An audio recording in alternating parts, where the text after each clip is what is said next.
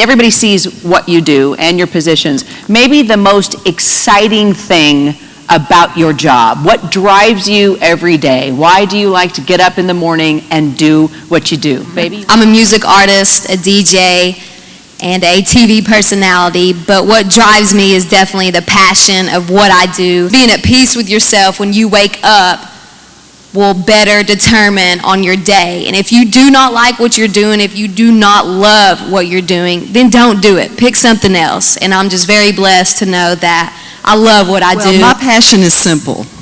I truly believe if we're going to change this world and solve the problems, that we need more women leading beside men, carrying us through it.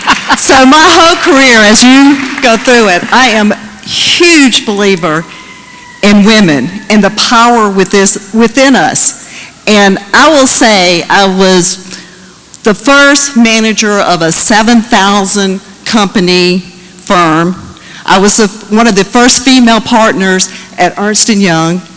I bought a professional sports team and was the first female owner in the Southeast. And do you know what my biggest asset is?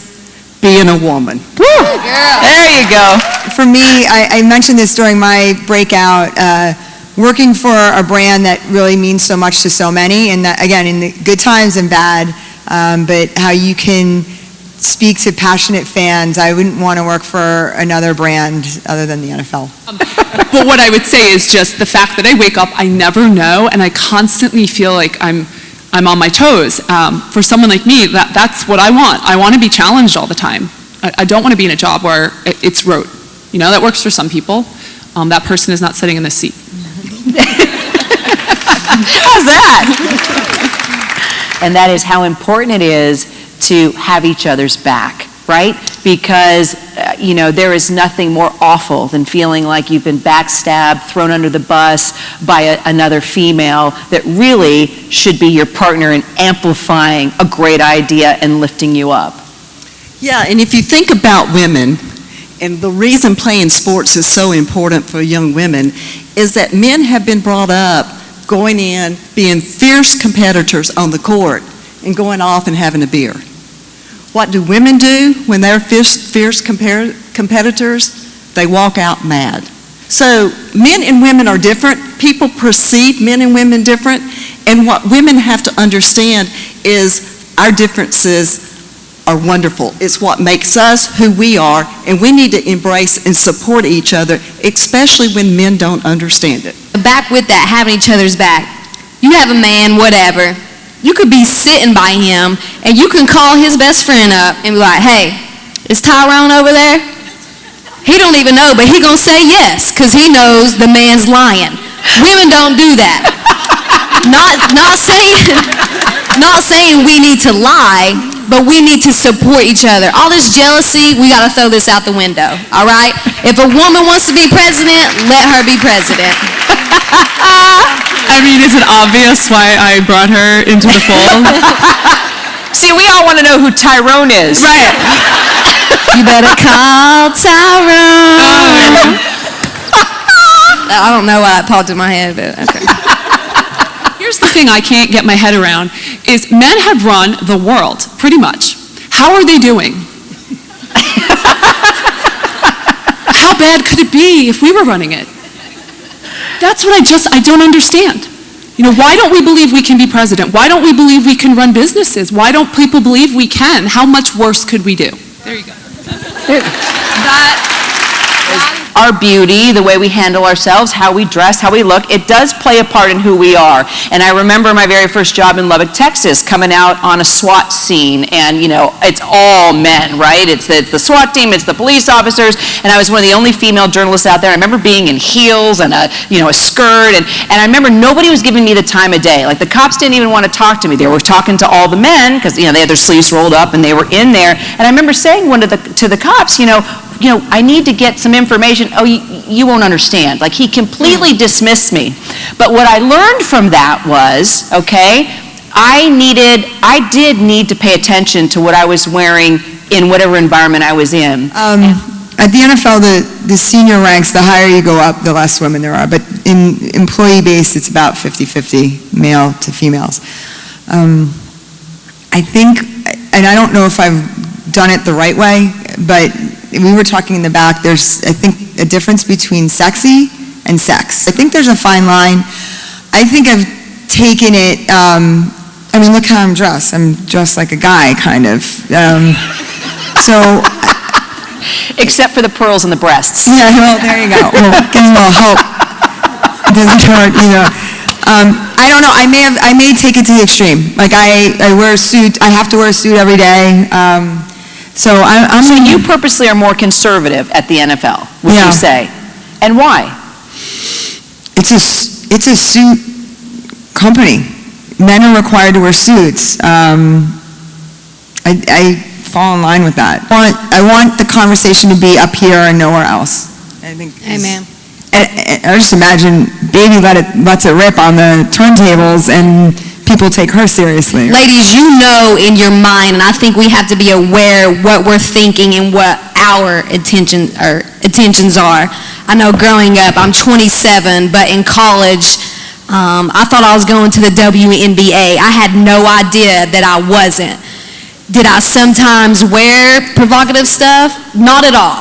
I believe I never went that route, but my intentions in some meetings, I'm not gonna lie, okay, maybe, you know, if I kind of flirt a little bit, wrong way to do it. Bad, never again. Sugar daddies, cut them out. They're not worth it. Sugar daddy. I'm just being honest here, like if you want to be a woman, you don't need a sugar daddy. You don't need it. All right? That's my main thing. You can be a woman and you can be the sugar mama. That's where I'm at with it. So for me specifically, and yeah, I'm in no danger of overwhelming people with my huge rack. It's not happening. It's not even in play. But what I want to say is, it's actually never been part of it. I've never been like told that I was good looking or pretty or anything. Like when I grew up, I mean, my hair is decent now, but it was like crazy, like out there. And I had a terrible underbite, and I was the tallest over everybody by a lot. It was reinforced to me that I was smart because I was a good student and that I was a really good athlete and people liked me. So I feel really lucky because I had never built my identity about how I look. Right? So, Kathy, your advice, because, I mean, you look amazing and you also have had tremendous, tremendous success. So how have you found the balance, and what would be your advice with regard to appearance and how you work, you know, your womanness? Well, you always fit in, but men do the darndest things. So if any woman thinks when they meet a man or they're addressing a man and they have a low-cut dress or a high skirt, that they're not thinking something other than about your head, you're crazy. All through 30 years of my career, when a good-looking woman walked by and I was in a conversation with a male, I just waited a few minutes as she got by, and then I would finish the conversation. And you know what? That's okay. They're men. I'm not going to change that. I'm just going to understand it. And as women, that's what we have to do. We have to understand how they perceive us and dress accordingly and fit in. Just like you say, your environment is what you want to do. And I think what's interesting about what you just said was you'll get the attention, but it's fleeting, right? That only happens for a short period of time, and then that time goes away. What I work on is building sustainable relationships with men and women, and that's not fleeting, and that's solid, and that's where I try and focus on. As soon as they saw I could play golf, it was incredible how they treated me and how they brought me into the fold and how they talked to me, and I got a lot of fabulous sources because of that. Talk to these gals about the importance of, even if they don't play a sport, learning a sport like that, how it helps roll in a male-dominated industry. I'm going to pick up on that because I can tell you I closed more business deals on the golf course, without a doubt. There you go. And it's about connecting with individuals, where it's a woman or a man. You've got to live in their world. You've got to listen to them. And sports is a universal language. One of our big partners is P&G, and I showed the Always spot that ran in the Super Bowl, Like a Girl, right? It's for those who've seen it. So for us to start in a meeting by me saying, we're going to talk about feminine care products in the NFL, it was like, oh, men are like, what? And like, then our new CMO is a female and is awesome. She's like, I'm already having hot flashes. Like, so like all of a sudden it was like a total female conversation, and men got very uncomfortable. But then you sit there and say, half of the NFL fan base, 48% of them are women. Mm-hmm. If you guys don't shift your thinking, we're going to lose. If we don't change how we are presenting the brand, it's going to pass by us.